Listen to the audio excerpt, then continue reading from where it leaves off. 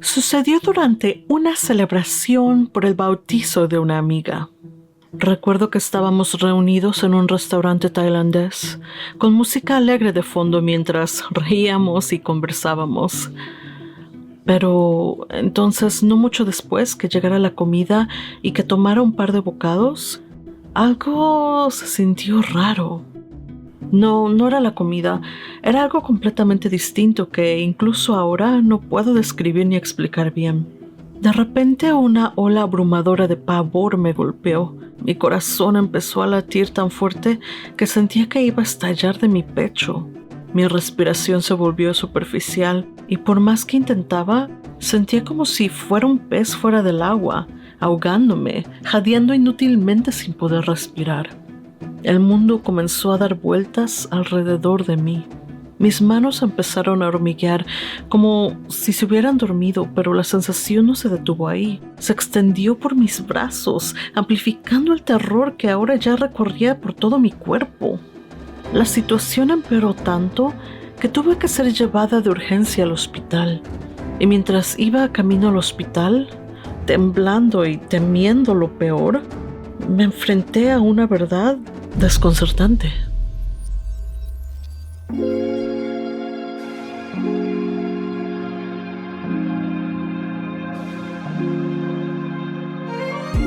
Hola, bienvenidos a Fields and Flowers, un podcast cristiano que celebra la belleza del Evangelio.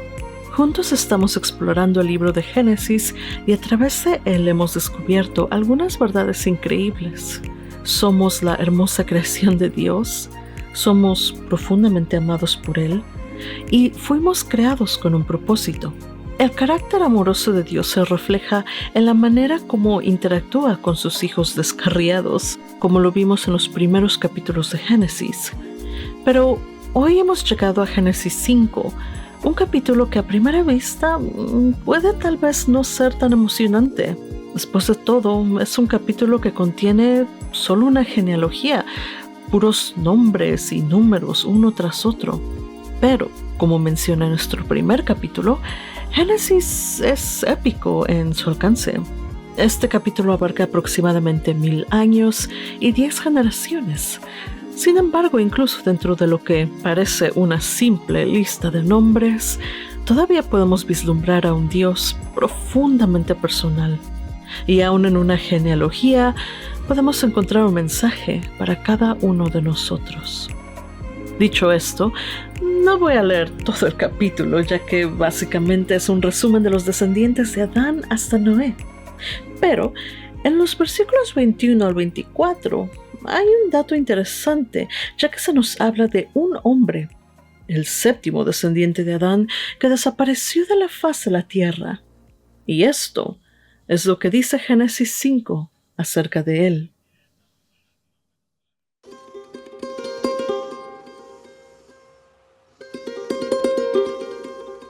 Cuando Enoc tuvo 65 años, engendró a Metusalén. Y Enoc caminó con Dios después de engendrar a Metusalén 300 años, y engendró hijos e hijas. Y todos los días de Enoc fueron 365 años. Y Enoc caminó con Dios y desapareció, porque Dios se lo llevó. A lo largo de la Biblia encontramos innumerables historias de personas aparentemente comunes a quienes Dios un día eligió y favoreció de manera extraordinaria. Vemos a Enoc, Abraham, Jacob, Moisés, Rahab, Sansón, Gedeón, David, Elías y la lista continúa.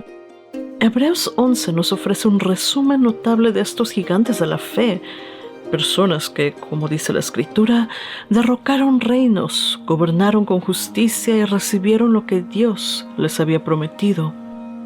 Ellos cerraron la boca de los leones, apagaron las llamas del fuego y escaparon de la muerte a filo de espada. A través de su fe, su debilidad se convirtió en fortaleza y se volvieron poderosos en batalla, haciendo huir a ejércitos enteros. Entre ellos, incluso, hubo quienes fueron llevados al cielo sin experimentar la muerte. Tal fue el caso de Enoc, sobre quien nos centraremos en este episodio. Cuando leemos sobre personas como ellos, o conocemos a personas en nuestra propia vida que parecen compartir una cercanía muy profunda con Dios, no podemos evitar desear lo mismo para nosotros. Al menos, no sé ustedes, pero yo a veces he experimentado una especie de, digamos, una envidia santa. Bueno, ok, tal vez es solo pura envidia, pero bueno, ya sean figuras bíblicas o santos modernos que caminan entre nosotros, algunos cristianos parecen tener una conexión tan profunda con Dios que resulta ser casi palpable. Se nota en la calma con la que oran, una calma que refleja una paz y una confianza inquebrantable en Dios. Se percibe en la manera en que comparten su amor por el Padre Celestial sin temor ni vergüenza. Y es imposible no notarlo en la luz que irradia su rostro cuando hablan acerca de lo que Dios ha hecho en sus vidas. Parece como si su vínculo con Dios fuera tan profundo e innegable que, incluso en lo más cotidiano, tienen una presencia, una santidad que todos alrededor de ellos pueden sentir.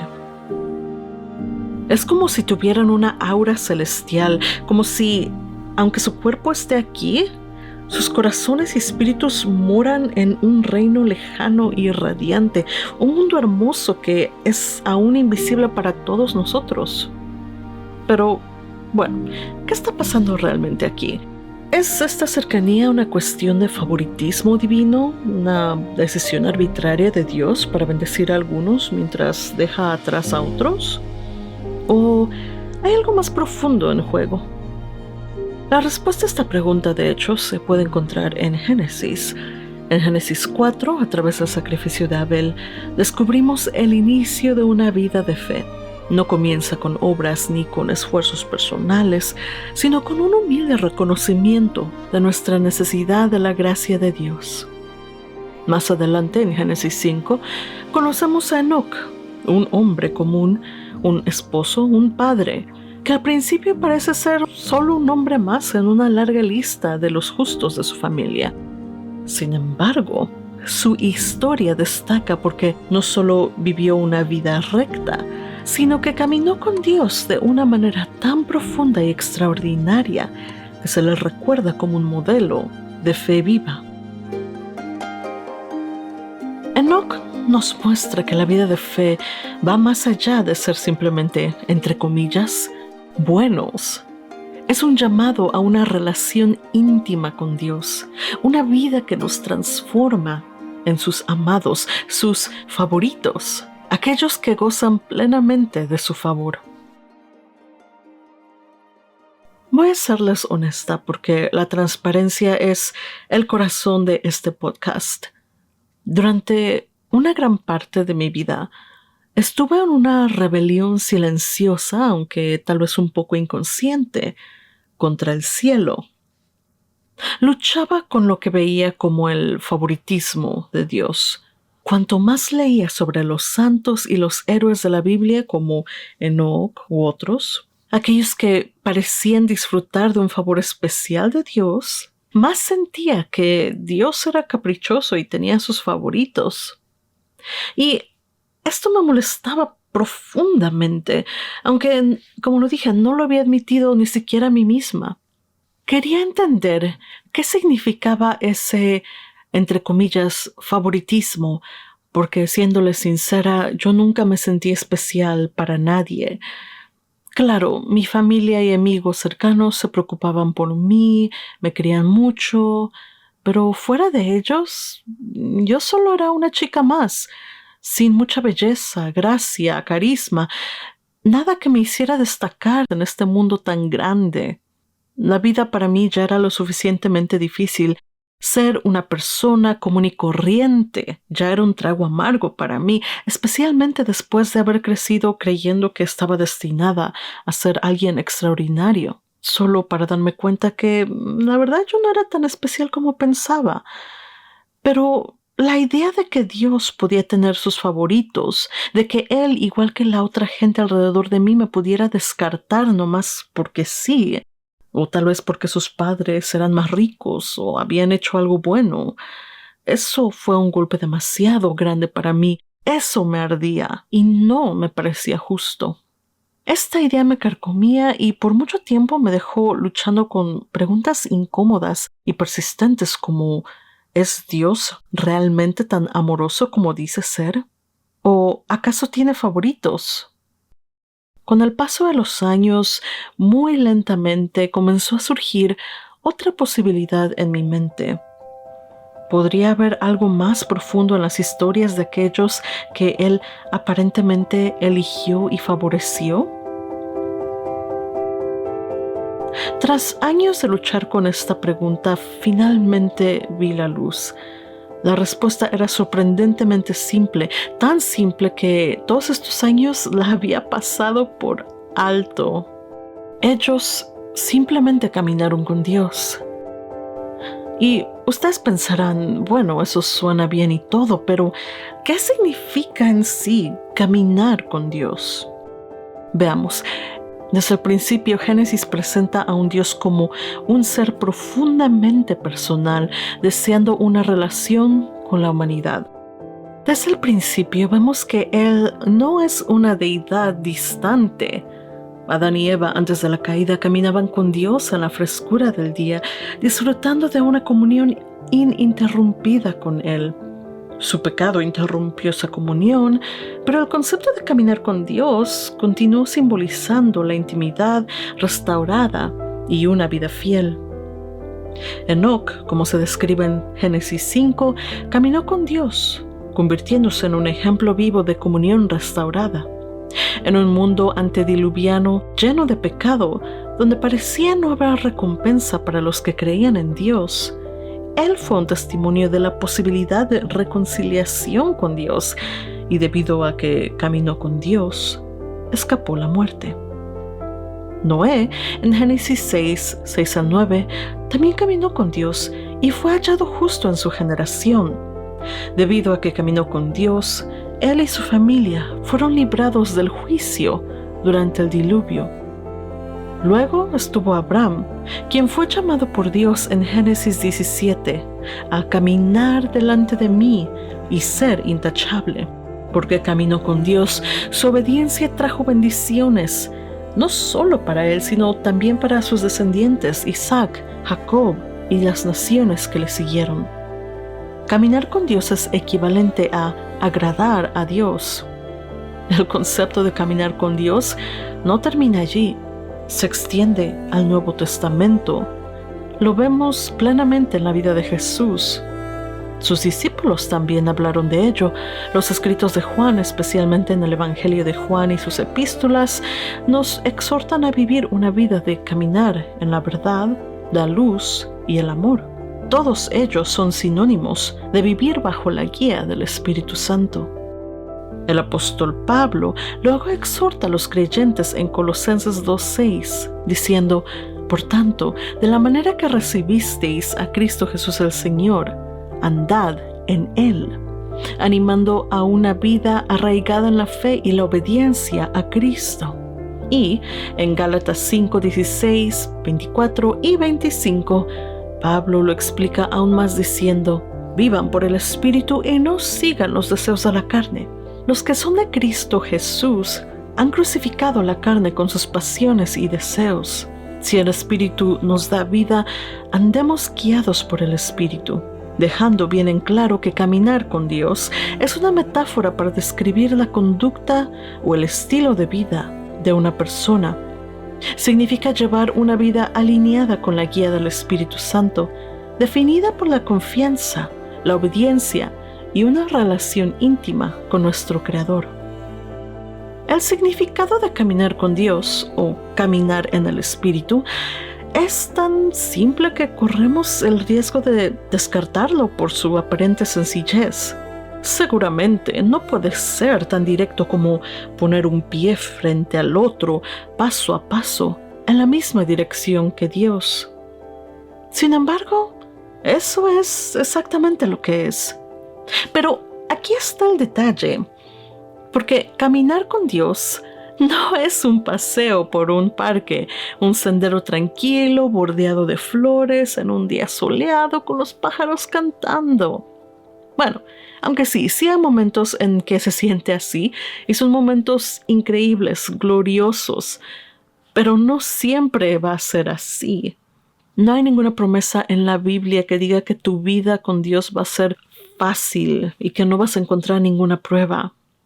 Caminar con Dios es levantarse antes del amanecer, temblando en el frío cortante de las mañanas invernales. Es avanzar bajo el calor abrasador del verano, levantando polvo en largos caminos sin sombra ni alivio. Es atravesar la oscuridad de las noches de alma, cuando el peso de la vida nos aplasta y sentimos que caminamos por el valle de sombra y de muerte con solo una fe titilante que apenas ilumina nuestro paso. Caminar con Dios es un viaje a través de todas las estaciones y horas de la vida, con sus altos y sus bajos. Es cumplir con el día a día, sentado en medio del tráfico sin perder la calma, esperando en la fila del supermercado con paciencia, sirviendo en tu comunidad o en casa, afrontando las tareas más humildes y cotidianas, manteniendo una conexión constante con el cielo. Es un acto silencioso y persistente, obedeciendo a los mandatos de Dios y confiando en que Él está con nosotros, incluso en lo más insignificante. Matthew Henry lo expresa bellamente. Caminar con Dios es poner a Dios siempre delante de nosotros y actuar como aquellos que siempre están bajo su mirada. Es hacer de la palabra de Dios nuestra regla y su gloria nuestro fin en todas nuestras acciones. Es esforzarnos por agradar a Dios y abstenernos de hacer algo que pueda ofenderlo. Significa cumplir con su voluntad, coincidir con sus designios y ser trabajadores juntos con Él. Enoc caminó con Dios como si ya estuviera en el cielo, y como no vivió como los demás, tampoco murió como los demás.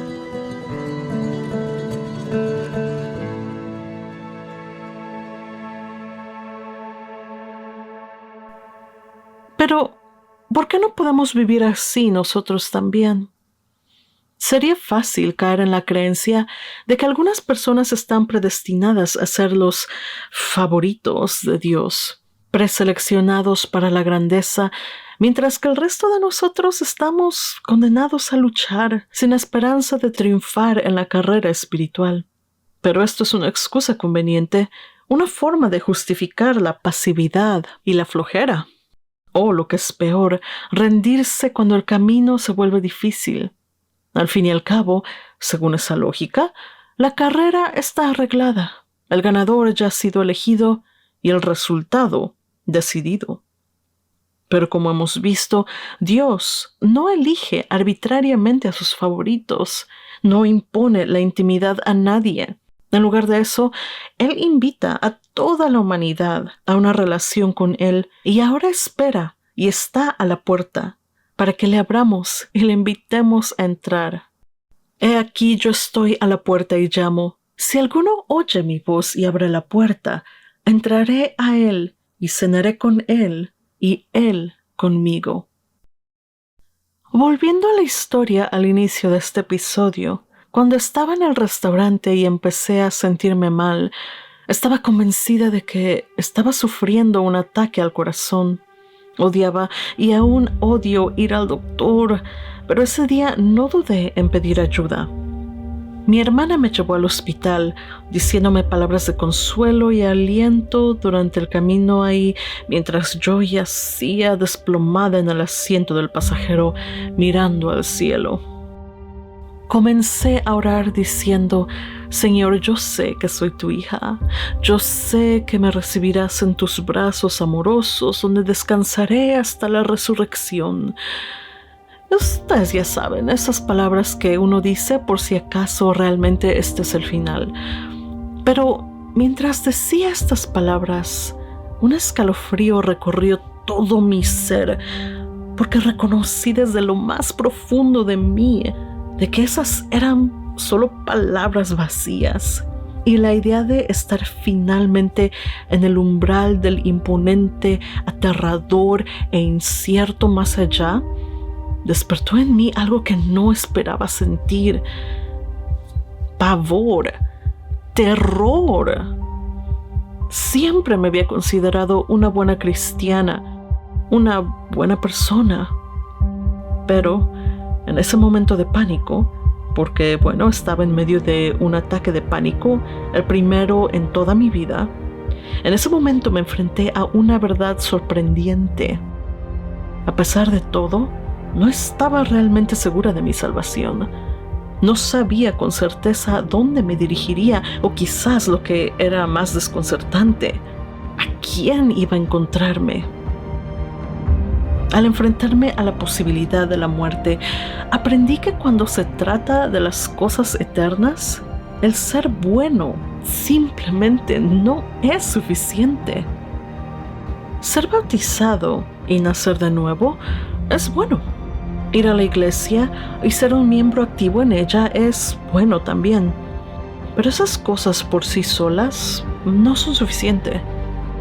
El teólogo Graham Scroggie escribía una vez: demasiados cristianos viven en el lado correcto de la Pascua, pero en el lado equivocado de Pentecostés.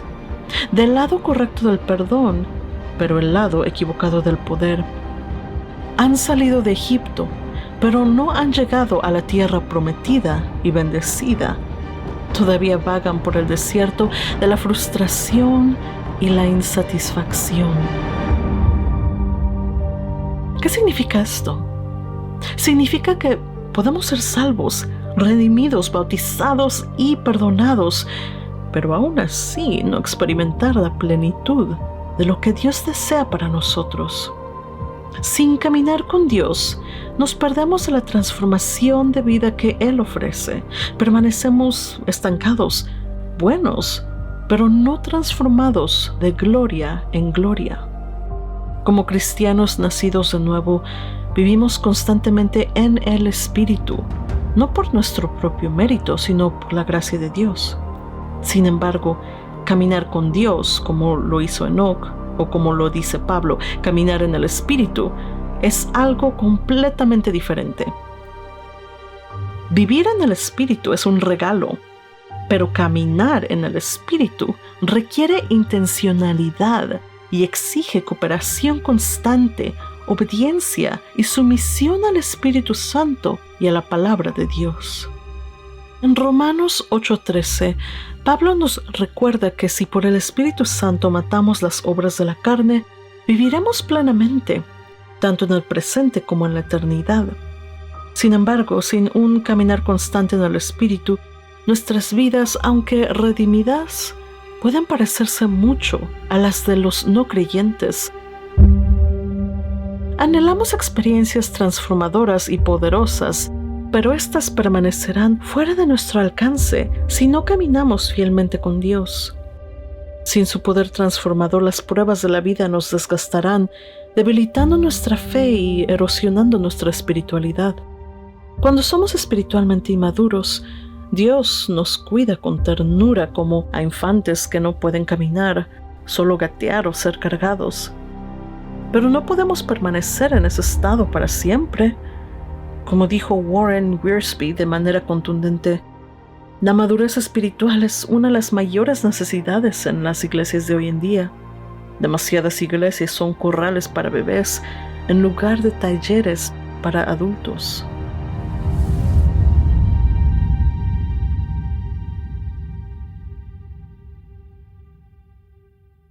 ¿Por qué envidiamos al santo? Porque sus vidas exponen la brecha entre donde estamos y donde queremos estar. Su caminar con Dios, tan evidentemente impulsado por el poder del Espíritu Santo, nos inspira, pero también nos desafía. Resalta nuestras luchas persistentes, las batallas que seguimos luchando con el pecado y las áreas donde caemos cortos. Mientras que nosotros podemos sentirnos estancados en ciclos de derrota, ellos parecen haber alcanzado un nivel más profundo y rico de existencia espiritual. Para ellos la vida no se trata de gestionar el pecado para ser salvos algún día y asegurar su lugar en el cielo, sino que su vida es una transformación completa que refleja la voluntad de Dios. Su caminar se convierte en una carrera de fe centrada en conocer, amar y alinearse más profundamente con Él. Claro, es fácil observar a alguien así y sentirnos inadecuados y hasta sentir envidia santa. Pero la verdad es que hay esperanza. Enoc, quien caminó con Dios y fue llevado al cielo sin experimentar la muerte, no era un superhéroe. Era una persona común y corriente, como tú y como yo. Si Enoc hubiera vivido y muerto como los que le precedieron, habría terminado siendo un nombre más en una larga lista de los justos de su familia. Bueno, pero sin destacar. Sin embargo, algo cambió un día. A los 65 años, Enoc tuvo un hijo, y ese evento transformó su vida. Ellen G. White, una de mis escritoras favoritas, dice que a través de su amor por su hijo y la confianza simple del niño en él como padre, Enoc comenzó a comprender la profundidad del amor infinito de Dios por la humanidad. La relación de padre e hijo que experimentó personalmente despertó en el corazón de Enoc un deseo de reflejar el amor de Dios a los demás. Desde ese momento, Enoc ya no vivió una vida buena y ordinaria. Caminó con Dios durante los siguientes 300 años. White continúa diciendo de que lo que es sorprendente acerca de la vida de Enoc es lo práctico que fue su caminar con Dios. Su comunión no lo aisló. No era un ermitaño que se retiró del mundo. No, él permaneció plenamente involucrado en su vida. Como esposo, padre, amigo y ciudadano, Enoc vivió fielmente en todos los roles que Dios le dio, revelando de manera constante el amor y el carácter de Dios en sus interacciones diarias. Su caminar no era una escapatoria de la realidad, sino una elección deliberada de vivir cada momento alineado con Dios. Como nosotros, Enoc se encontró en el lado equivocado del Pentecostés, pero un día decidió que ser bueno no era suficiente y tomó la extraordinaria decisión de verdaderamente caminar con Dios. Y él no era un creyente silencioso que solo iba una vez a la semana a la iglesia. Oh, no. Él no se sentaba fielmente en su banca, considerando su visita semanal con Dios suficiente. No, Enoc defendió la justicia en un mundo que era abiertamente hostil a los caminos de Dios. Profetizó, advirtiendo a otros sobre sus pecados y las consecuencias de sus acciones impías. Según Judas 14-15, Enoc también predicó sobre la segunda venida del Señor y el juicio venidero. Su mensaje y su testimonio no era solo acerca de la devoción personal, era un llamado al arrepentimiento y un recordatorio de que la justicia de Dios prevalecería. Su caminar con Dios, toda su experiencia cristiana, fue todo menos pasiva. Fue activa, valiente e inquebrantablemente fiel. De la misma manera, podemos vivir en un entorno poco acogedor, incluso hostil hacia nuestra fe. Pero debe ser inconfundible de que representamos al reino de Dios, de que nuestras vidas están guiadas por un conjunto diferente de valores. Que nuestro caminar con Dios sea un testimonio brillante en la oscuridad.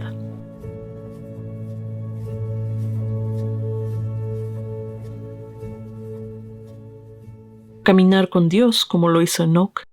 Ir más allá de simplemente ser suficientemente buenos requiere una decisión firme y sin temor. Porque como lo dije antes, caminar con Dios no es fácil. Si alguien te trata de decir eso, mienten.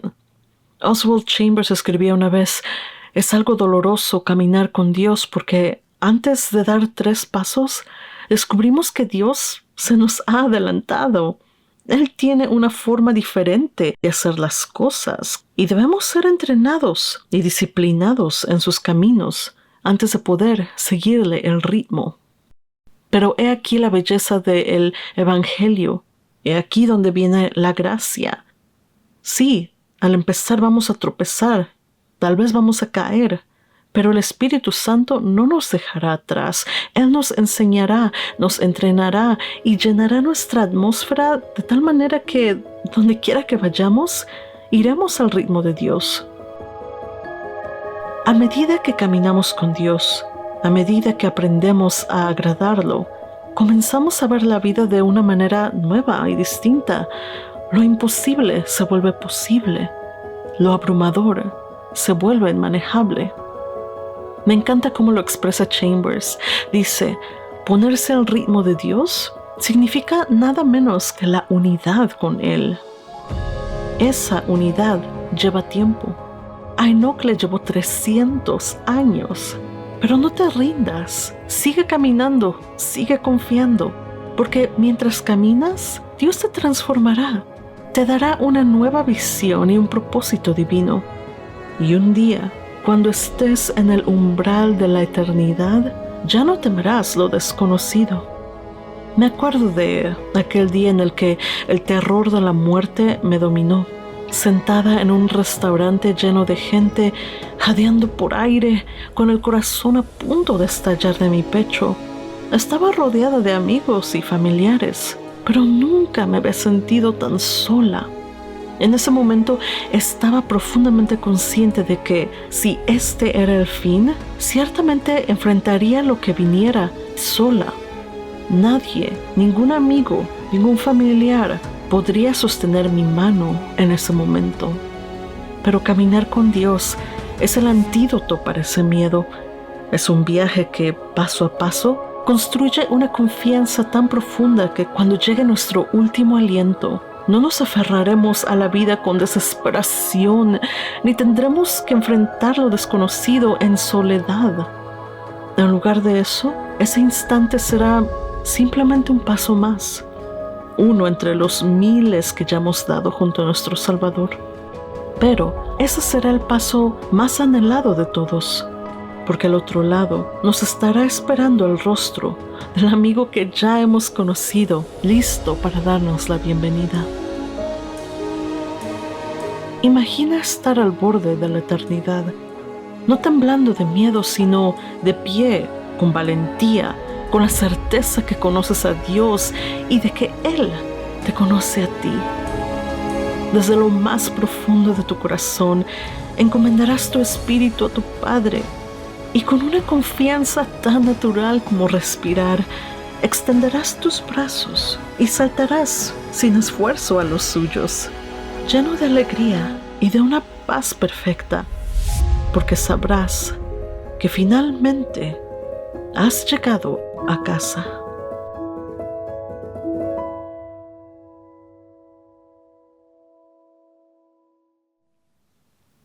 Gracias por escuchar.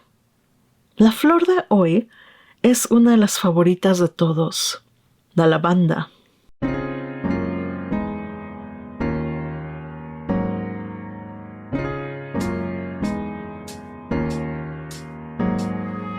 ¿Qué decir sobre la lavanda?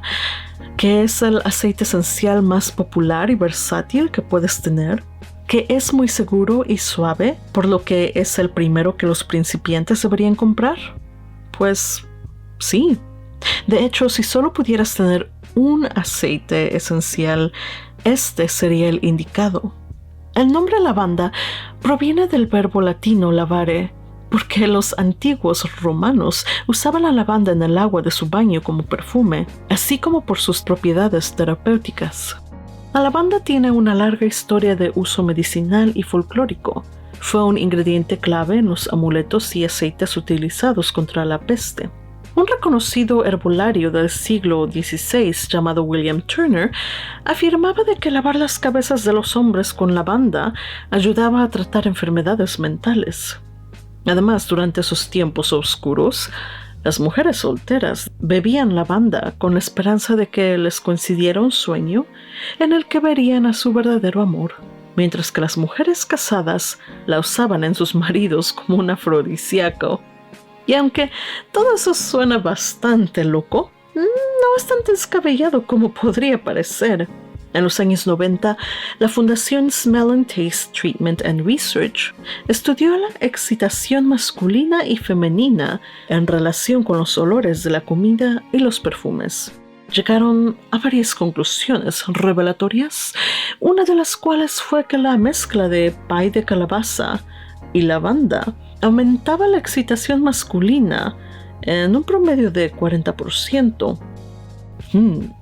Muy interesante. Sin embargo, lo que a mí más me interesa es cómo la lavanda puede ayudar a aliviar el estrés y la ansiedad. Yo sufría mucho de ansiedad y este aceite me fue muy útil y me es muy útil para relajarme. Me gusta experimentar con diferentes mezclas basadas en lavanda y difundirlas por la noche, 1 o 2 horas antes de acostarme. Bueno, esto es todo por hoy. Estoy tan contenta de que hayan venido y espero de que regresen para el próximo episodio mientras exploramos Génesis 6 y la historia de Noé. Hasta entonces, recuerda esto. Eres hermosa, eres profundamente amada y fuiste creada con un propósito por un Dios cuyo mayor deseo es que camines con Él. Que Dios te bendiga.